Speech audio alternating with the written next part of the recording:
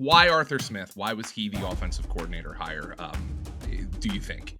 I think that, you mentioned the fantasy football element of this podcast. I have great news for everyone that has Najee Harris or Jalen Warren on their dynasty teams or are considering drafting them. These guys are going to be used a lot. What? Why are you shaking your head? You're welcome. Najee Harris or Jalen Warren for fantasy football? Well, why not both? That's what Brooke Pryor told me in the latest edition of the Franchise Focus series here at Fantasy Points. 32 teams, 32 interviews. Here is the Pittsburgh Steelers.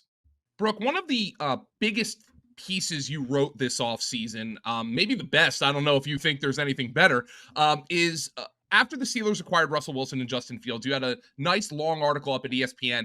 How have the Steelers transformed their quarterback room in 13 days? And for the listeners, for the viewers, I would love if you could just kind of recap what was absolutely a wild offseason for the Steelers quarterback room and how they landed on Russell Wilson and Justin Fields as the two guys that they're going to carry into 2024. Yeah, it was just a wild offseason. And I think the wildest part of it is that it did happen in the span of about 2 weeks. I mean, it went from being at the NFL Combine and having conversations with people with the Steelers, around the league, agents, you name it. And the consensus was they're going to roll with having Mason Rudolph and Kenny Pickett in their quarterback room, maybe draft a guy late, maybe, sign a kind of low tier free agent. And then things shifted. And that became apparent when Russell Wilson was available. And Mike Tomlin was really impressed with Russell Wilson and impressed with his drive. I thought it was interesting. He talked about what appealed to him about Russell Wilson. And he said, he's not a guy that's hungry, because when you're hungry, you can be satiated. Like you can achieve whatever that goal is, and then you can be full and you're done. He said, Russell Wilson doesn't have that, but he has a drive because he wants to keep going. It doesn't matter what he's already accomplished. He wants to accomplish more. And I think that Mike Tomlin felt like, they have this kind of exploratory conversation with Russell Wilson, end up bringing him down after he had a conversation with the Giants. And in that meeting in Pittsburgh, my understanding is that Russell Wilson just really kind of blew the doors off of everyone in terms of what he talked about wanting to accomplish both personally and then with the team. He had this renewed drive from things not going well in Denver. Things, last year was better than the year before, but still he wasn't reaching the levels that he felt like he A, was capable of, and B, had seen in Seattle. And so he needed a fresh start. The Steelers said, you know what, we're going to bring Russell Wilson in because he is cheap more than anything. I mean, he ended up signing for the vet minimum because Denver's picking up the rest of that monster contract. And they brought him in, and he announced that he was coming in with a lot of fanfare. I mean, it was posted about on Twitter with a hype video, Renegade, all of these things that didn't quite suggest that he was coming in to be a backup quarterback. And the Steelers didn't make any assurances to Russell Wilson that he was going to be the starter. But Kenny Pickett, when he saw the tweets and saw kind of this Russell Wilson news cycle start when it was really the only game in town, it was before free agency officially began, that really rubbed Kenny Pickett the wrong way. And he felt like, gosh, I have just been put behind the 8 ball over and over again with this organization, and I'm done. I'm tired of the games. And that's when he expressed that essentially to the Steelers and said, I don't like this move. I don't think that this is fair. I want to go somewhere else. And so that got the ball rolling for the Steelers to have conversations with other teams. They eventually land on the Eagles. And around the same time that it became clear that Kenny Pickett wanted out, the Steelers started really kicking the tires on Justin Fields. And that's when we end that week with this 1-2 punch of sending Kenny Pickett to Philadelphia and then acquiring Justin Fields from Chicago for a 6th round pick that could turn into a 4th rounder. And at the time that they made the trade, it was expressed to Justin and it was expressed to Russ, hey, Russell Wilson is the starter. He has the pole position, as Mike Tomlin has said 500 million times going into the offseason.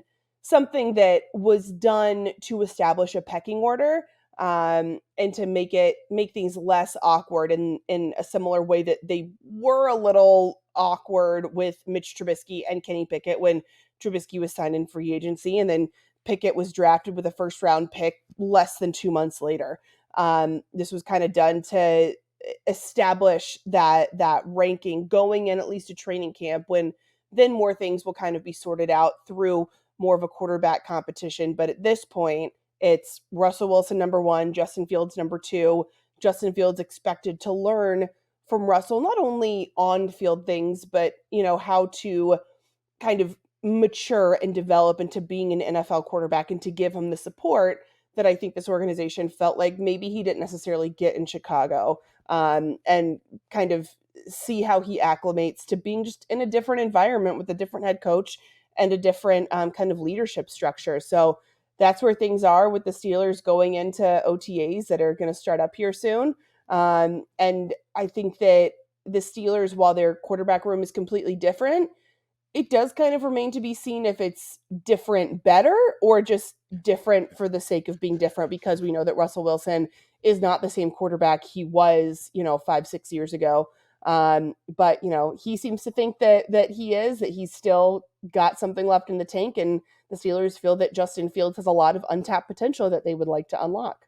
So obviously we're talking fantasy football here, and you have to relate the NFL to fantasy football. But I would think let's circle it back to Steeler fans, because I think one of the things Steeler fans would argue about Mike Tomlin that's made him so successful is his loyalty and his his ability to not make the rash decision. On the other hand, I would think a lot of Steeler fans would also argue that that's kind of hurt Mike Tomlin and the Steelers in recent years with the Matt Canada situation and hanging on to him for a year too long.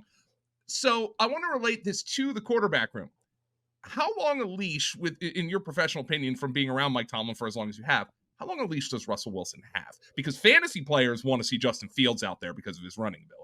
Right, exactly. I think that Russ will have some leeway. I would like to think that it's a leash that is longer than the one that was applied to Mitch Trubisky, where he was very unceremoniously yanked out of the game at halftime of week 4, and Kenny Pickett is thrown in there without having taken very many, if any, reps at all with the starters.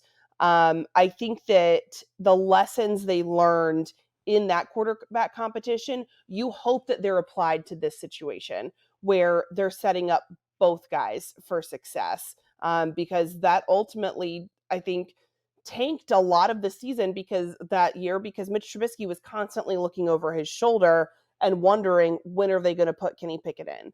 And so I think that, assuming that Russell Wilson is the week 1 starter, he does have to have, I think, more trust invested in him by the coaching staff and by the organization.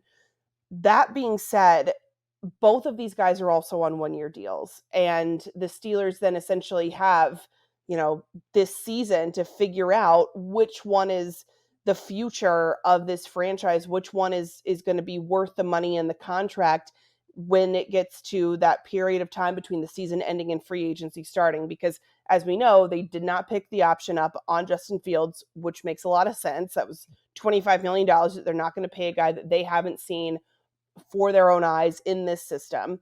And then, Russell Wilson is also a free agent after this year. And so I think that this staff really has to walk that fine line of being able to evaluate Russell Wilson and Justin Fields while also putting this team in the best position. And so I think that they will give Russell Wilson maybe 5-6 games and see how it goes. There's still, I think, a lot that remains to be seen as far as the Arthur Smith system, if they end up acquiring any other wide receivers, how this offensive line gels. I mean, there are a lot of intangibles that I think are going to affect kind of the leeway that Russell Wilson is given. But at this point, I think this is Russell Wilson's team and Russell Wilson's job to lose.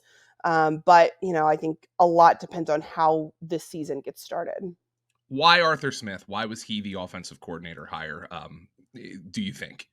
I think that, you mentioned the fantasy football element of this podcast. I have great news for everyone that has Najee Harris or Jalen Warren on their dynasty teams or are considering drafting them, these guys are going to be used a lot. Arthur Smith, in hiring him, the Steelers are doubling down on their identity as a run first team.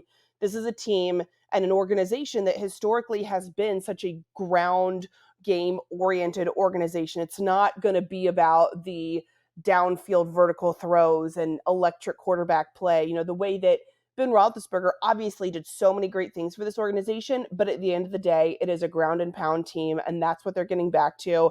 Everything is going to flow through the run game. They want to run first, use some play action.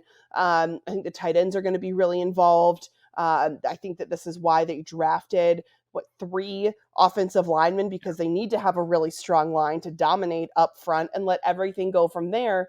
And I think also the fact that they did trade away Deontay Johnson, they obviously George Pickens is the number 1 guy. They still don't have a strong number 2, and I do really worry about defenses being able to blanket George Pickens, completely take him out of the game. And there isn't really anyone right now, at least, that looks up that they can fill that void in the passing game if he's taken out of it. So again, they're going to run this ball to death. So get really excited, and I would maybe move Najee Harris and Jalen Warren both up on your rankings of running backs. I actually like them both at ADP right now, average draft position. I've been selecting them both. But the interesting thing for Dynasty, because you mentioned Dynasty, is the Steelers didn't pick up Najee Harris's 5th-year option, which now I guess at this point, because of the running back position being so devalued, even monetarily, not just theoretically, is if Najee has a good year, they can essentially franchise tag him at the same number. Was that part of their thought process, or are they actually going to be talking extension with Najee Harris, who really, in my opinion, and I know you would agree, or at least I think you would agree, don't want to put words in your mouth, I thought he ended the year really strongly last year. So I was a little bit surprised that they didn't pick up that option. Were you? Yeah, I was surprised because it does make a lot of financial sense. I think it was 6-7 was the number that they would get him at for that 5th year. I think they can franchise tag him. I don't really think that's the route they're going to go. I mean, a lot remains to be seen, right? Because we do need to see him in this offense. I think a lot of it, though, has to do with how good they feel about Jalen Warren and how inexpensive he is relatively to Najee Harris. But when you look at his production, I mean, he's had 1,000 yards in each of his first 3 seasons. He's gotten them in a very kind of unsexy way. I mean, it's not, I think that he has been a disappointment in terms of what people thought his ceiling would be, how it looked like his yards that he got at Alabama would translate to the NFL. There haven't been as many stiff arms, hurdles, you name it, and he hasn't maybe been as dynamic in the pass game. But to me, that's a function more of the offensive line issues, the quarterback issues. I think that Najee Harris himself has done what you would expect of him to do in the set of circumstances that he's had. But that being said, they see what Jalen Warren can do, what he can do as a change of pace back. When he gets in, the offense just moves better. But I think that the reason that Jalen Warren is so successful is because he is that change of pace guy. He is that complement to Najee Harris. And I think that the Steelers, in not picking up Najee's 5th-year option, are kind of saying, hey, there may be another running back that we can get either in free agency or in the draft next year that has a similar running style to Najee Harris that we can still pair with Jalen Warren and end up being cheaper overall. But, you know, if the Steelers do an extension with Najee Harris, that won't happen until after the season. They don't negotiate in season. Once, you know, week 1 hits, they shut it down. And at this point, I don't expect them to try to work anything out with him before the season. So they're going to kind of go into that period between the end of the season and the start of free agency is going to be a really pivotal one for the Steelers for the 2nd year in a row. George Pickens is mercurial. You know, he's got that dog in him, but he's also, you know, he's got that alpha wide receiver. Our friend Denny Carter from Roto World has the famous tweet about wide receivers, you know, with the knife and the enemy speaks softly and carries a knife. George Pickens is that tweet. Like, I mean, he very much is. Let's just say your postulations end up correct. Defenses can start to blanket George Pickens. Are the Steelers at all worried about his frustrations here? Because, I mean, this is a man who wants the ball. They're going to run it, and defenses might try to take him away and say, hey, who else are they throwing it to? Are you concerned at all about George Pickens? I don't want to bury a kid here, but his ability to stay in the game if that's the case. Yeah, I mean, I think that it is something that the Steelers have to be somewhat concerned about, because we saw what happened last year when the offense was not going well and he wasn't getting the ball. I think that they've got to do a lot of work just on his mentality, on being mentally strong, because he talked about there were some games, I want to say it was against the Rams, he talked about afterwards that like these guys are chirping at him all the time. There's other DBs that are getting in his face, getting in his ear, trash talking him because they know that it's easy to get under his skin. He does react very emotionally, and that's I think something that is such a double-edged sword because it can make these guys so good when you play with that type of chip on your shoulder. But on the other side, if it goes too far and you're too extreme about it, it can really be detrimental. And so I think the Steelers do have to walk a fine line of letting George Pickens know, hey, you are the number one guy. We believe in you. We, want to get you the ball, but we've got to find a way to support you so that you can get the ball and that you don't get frustrated, because then it just starts to snowball. And so I think a big part of that was also they hired a new wide receivers coach in Zach Azani. He's spent time in Denver, spent time with the Jets. And I think hiring him, one of his, I think, biggest tasks is getting George Pickens to a place where he can kind of handle the roller coaster of emotions that are going to come with being a number one receiver. So you mentioned the tight ends being a big part of Arthur Smith's offense. Fantasy players know that all too well because so often last year we're asking why Kyle Pitts isn't getting the football and Jonnu Smith is. We know what Pat Freiermuth is. I think you agree he's going to be a big part of this offense. But that kind of joker tight end, that guy who is getting jet sweeps, drawing up screen passes, is there a tight end on this roster who might fit the Jonnu Smith style role, with Pat Freiermuth kind of being more the traditional tight end? That's a great question. And I that could be Connor Hayward. He's probably has the best build for that because he is a smaller tight end. I think he came in technically as a running back fullback, but they've used him more as a tight end. He's working on an individual drills with the tight end group. I think that he's someone that is going to be used in a variety of ways.